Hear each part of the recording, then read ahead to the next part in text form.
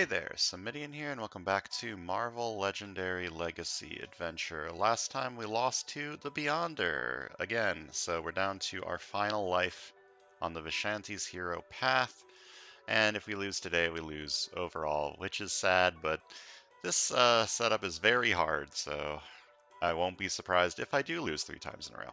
So, the Beyonder, he has Cosmic Threat for cards that cost 5 or more. That means once per turn you can reveal as many cards as you want that cost 5 or more and lower his attack by 3 for each one you do. He always leads from Beyond. In Master Strike, each player reveals a card that costs 5 or more and gains a wound. Then put this strike under an HQ space that doesn't already have a strike, pulling that space into a pocket dimension. To recruit a card from a pocket dimension, you must also pay 1 attack for each pocket dimension in play. So, just get 5 cost cards. Easy.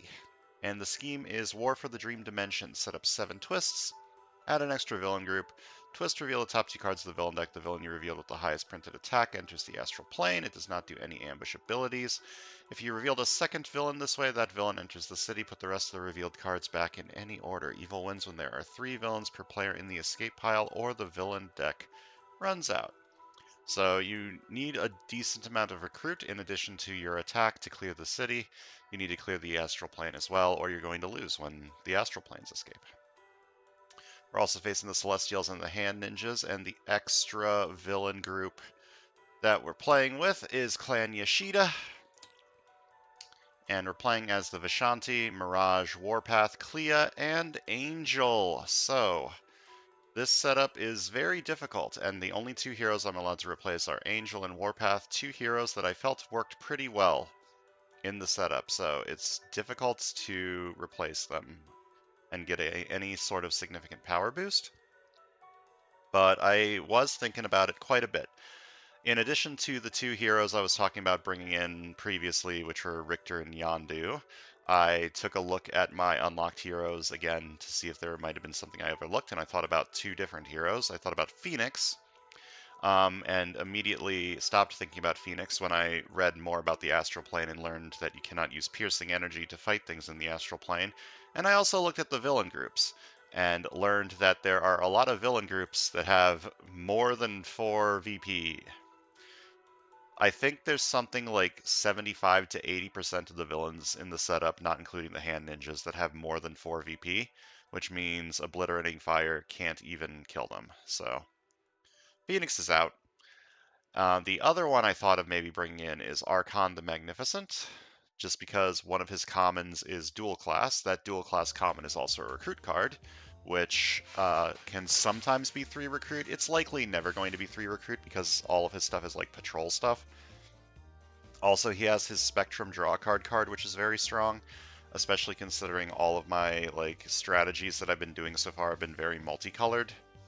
So I thought about him for actually a decent amount of time. I ended up deciding against it just because I feel like his patrols are going to be significantly weaker than usual, because the city's going to be constantly full of garbage that I can't kill.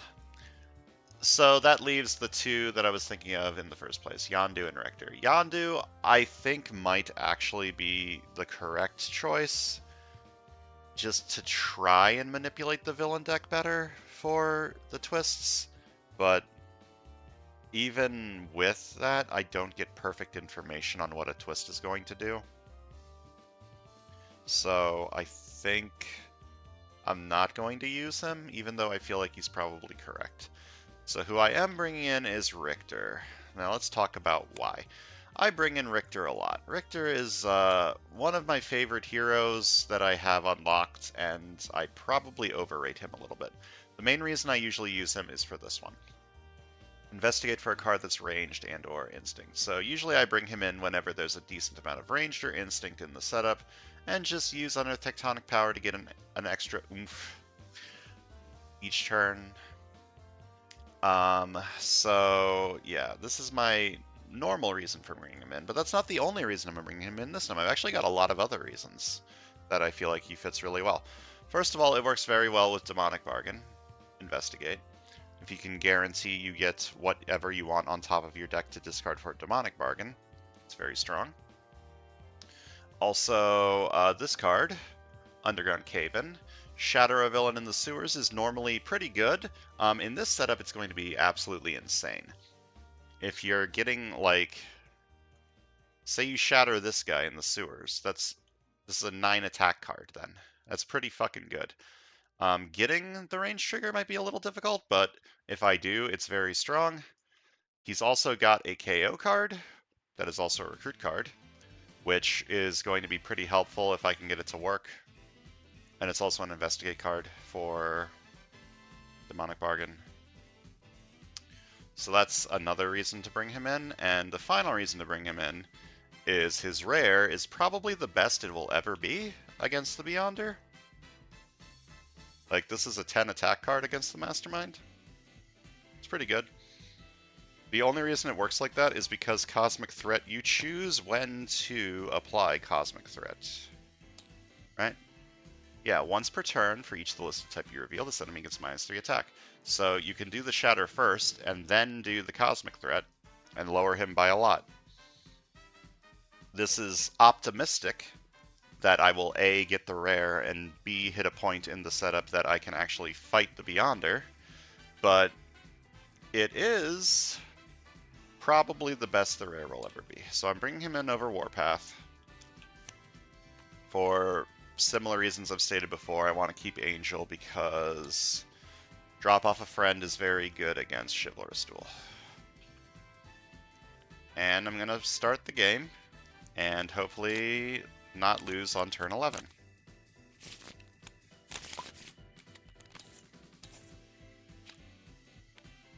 Master Strike.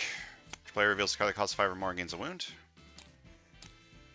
Then put the strike under an HQ space that doesn't already have a strike, pulling it into a pocket dimension. To recruit a card from a pocket dimension, you must also pay 1 attack for each pocket dimension in play.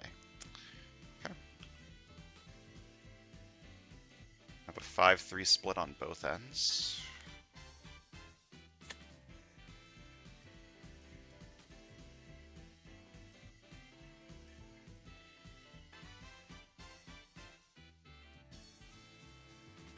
There is a lot of these, huh?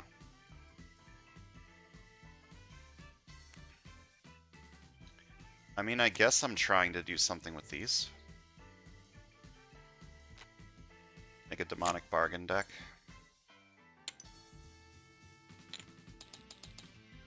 Start with the big recruit card.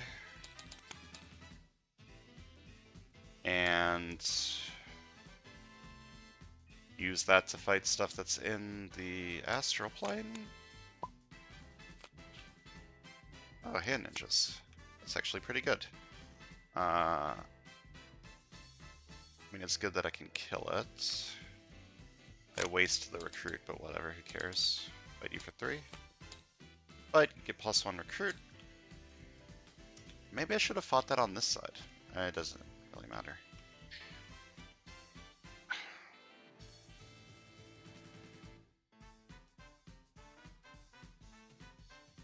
The last 2 games, I kept getting cards that discard things, but I didn't get any of these synergies for the cards that discard things, so I guess I could start with Empathic Light and hope to get discard cards.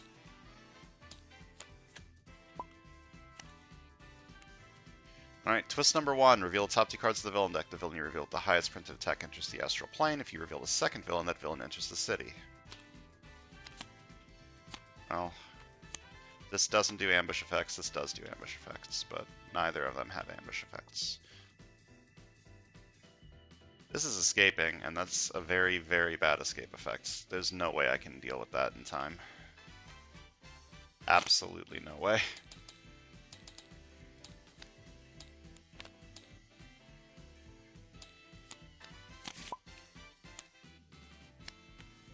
Ambush. The villain in the city with the most VP captures a bystander. Oh, they both have the most VP. I guess it doesn't really matter then. This one. Slightly easier to kill than the other one.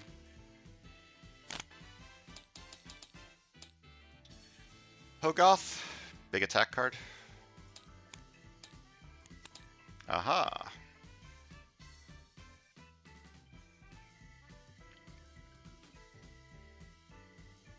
I didn't actually read this card. This is really good.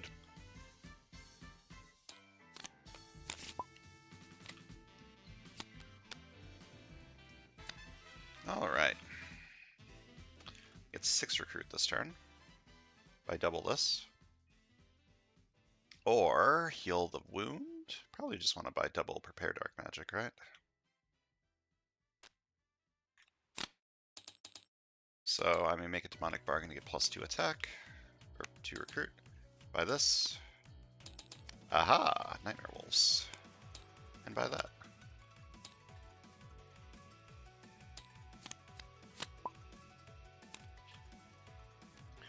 Oh, goodbye. I mean, maybe this whiffs. Nope. That's very bad. This doesn't ambush. But this does escape, so each player's hand size is 1 less for the rest of the game. Oh, it automatically did that for me. Why did it automatically do that for me? It didn't automatically do that for me last time.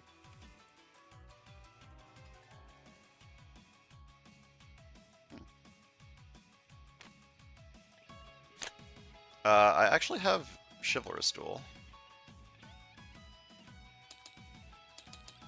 with Shield Troopers.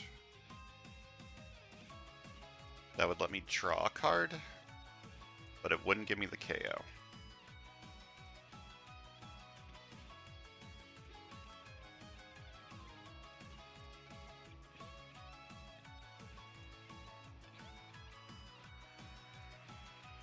Or would I rather just get the 1 recruit? I should probably fight this while I can. I waste the KO, but that's fine. I have the Chivalrous Duel, and each player with the most VP draws a card. Oh. I could also kill a Hand Ninja. Sure, I'll make a Demonic Bargain for 2 more attack, and I get a wound for my trouble. Unfortunate.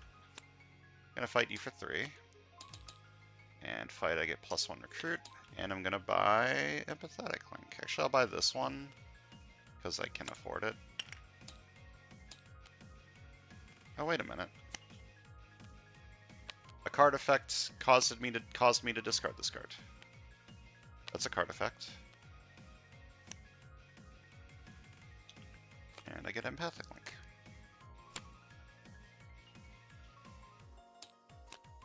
I have the makings of a really strong discard deck over here, if I can get to that point. Alright, 2 attack, I draw a card, and then I put a card from my hand on top of my deck. I can't fight you. I can fight you. Can't fight you. So I guess I'll just put a trooper on top.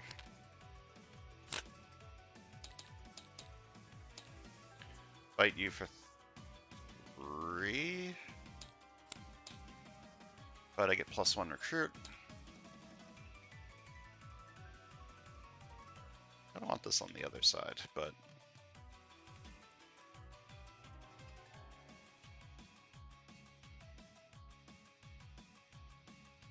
I mean, it's still good on this side. I shouldn't be too picky, and I'll buy a sidekick to go along with it. Sure, I'm glad that I brought Richter in. He's really being good for the team. Ambush, Lord Shingen captures a bystander. Bystander is held by Lord Shingen or Samurai bodyguards. You can't fight Lord Shingen while he has any bodyguards. You can fight him as if they were 3 attack villains with Chivalrous Duel. Fight, rescue this as a bystander.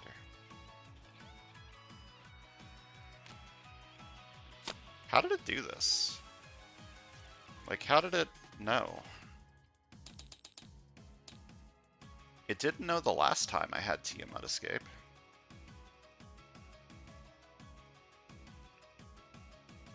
Wait, I have 6 recruit. Yeah, okay. Nightmare Wolves.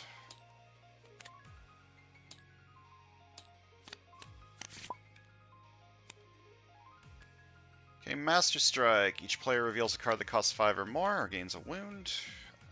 Nope. Then I put this under a city space, pulling it into a pocket dimension. What am I going to buy this turn? I can get 6 recruit. I don't really need 6 recruit. I might just buy Demonic Descendant. So I guess I put Oshtur under here. Yeah, I'm not going to do the Demonic Bargain. Just going to buy another Demonic Descendant. Hopefully if I get enough recruit on this side, I can eventually fight something that's in the astral plane. Hopefully. Oh, this is awkward because I can't buy this anymore. Buy this one. Okay, empathic links are showing up, which is nice, but not what I'm looking for. I'm going to phase this. Okay. To attack, draw a card, and then put a card from my hand on top of my deck. I'm going to need to fight one of these ninjas this turn, so do that. Use Lockjaw for 4 attack. Fight the ninja for 3. Give me an extra recruit.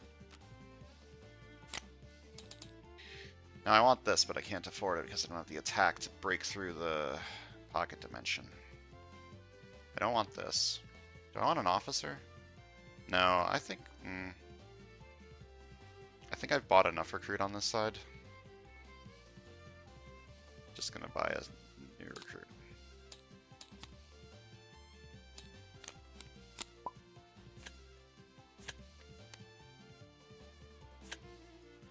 Just gonna heal these wounds this turn. Get them out of here.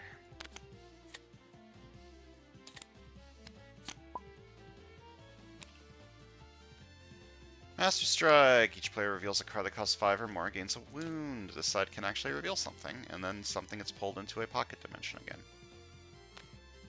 It's annoying. I draw 2 and then I discard a card.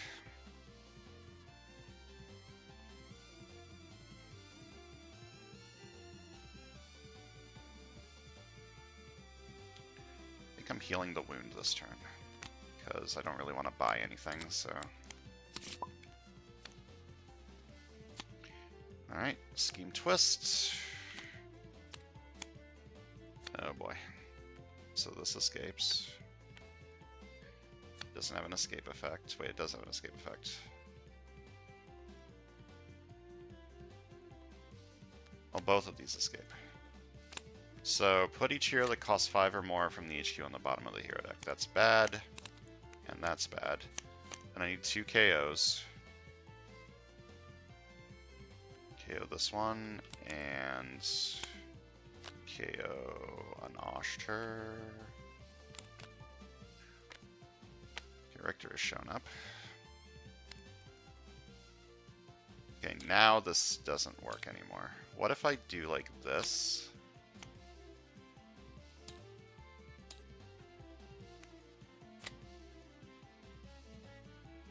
The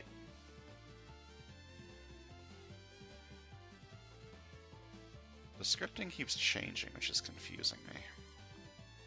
But we have 3 escapes. It's a bad time to have Nightmare Wolves. Can't even afford anything over here.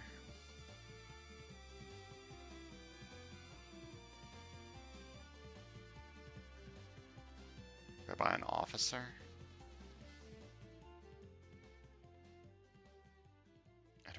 I mean, I have a lot of recruit on this side. I'm just going to buy a sidekick.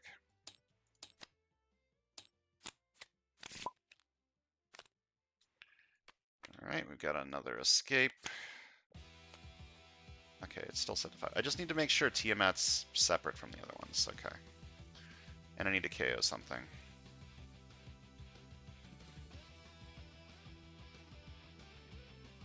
This side has a lot of instinct, and this side has a lot of range, so this is pretty good. This is good. This is good. This is good. I guess I get rid of that one because it's the least good. To attack, draw a card, and then put a card from my hand on top of my deck. Nothing has ranged, right? No, I'm probably just going to kill a ninja, so just put this on top, and then to attack, draw a card, and then put a card from my hand on top of my deck, do the same thing. Fight the ninja for 3, give me an extra recruit. And I'm going to buy a sidekick.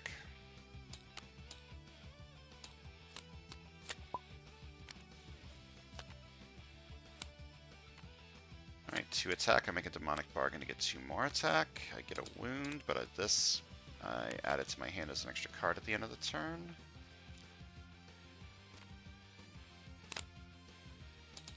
Why did I do that? Why did I do that? I shouldn't have done that. Whatever, fight this for 3. Actually, wait, that's a good idea, because now I get 1 recruit, and now I can buy this for 3 recruit and 3 attack.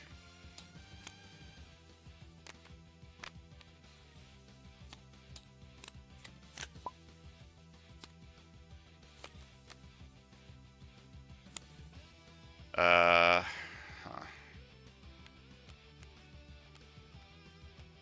Demonic Bargain to get Unearthed Tectonic Power, I guess. Now make a Demonic Bargain.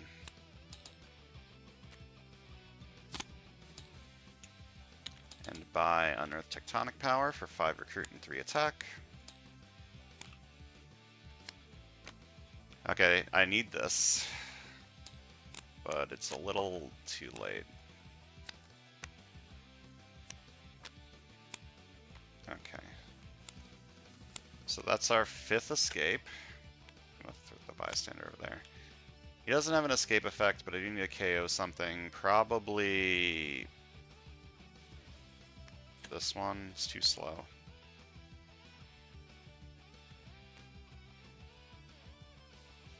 I can buy the rare, but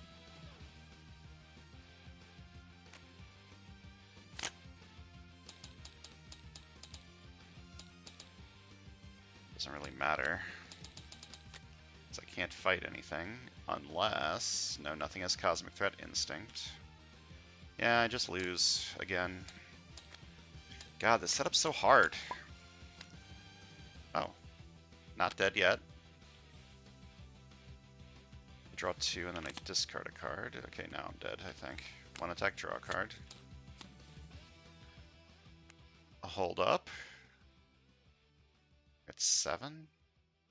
Oh, if I discarded a trooper instead of the agent. Damn.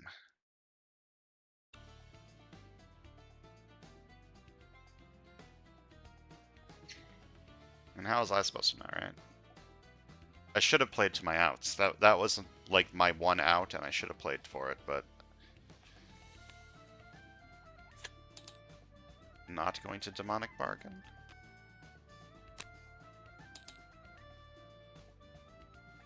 What? Why is it set to 4 now? Hold up.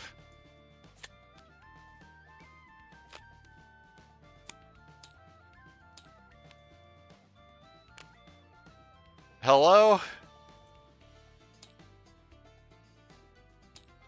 Whatever. Get him out. Now it's 5. Put him in there. Now it's 4.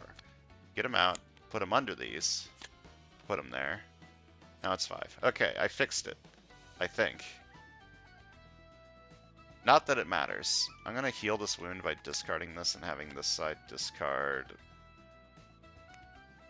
this.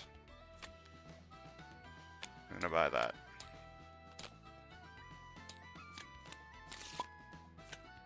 And I lose. Alright, I'm not going to talk about that. This setup is just way too hard. That is absurd. That is so unbelievably difficult.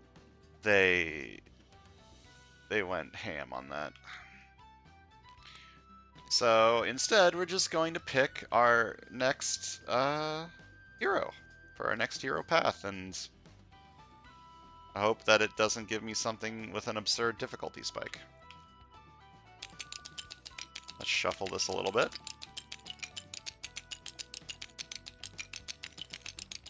And bullseye. I don't think I have used this guy that often. What's he all about? Okay, he's got dodge. Oh yeah, he gets a lot of recruit if you have a lot of adversaries in a specific adversary group. That's really good with henchmen.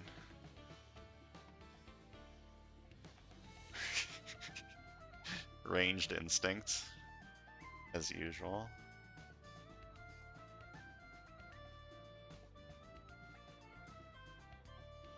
guy seems kind of fucking bonkers. This could technically be a 25 attack card. That's a little bit of attack, believe it or not. This guy seems kind of insane. I'm gonna enjoy this, I think. This is a villains card? Yeah. This was back before they knew how to balance anything. Alright, so next time we're starting Bullseye's quote-unquote hero path, I guess. So thanks for watching. I'll see you guys then.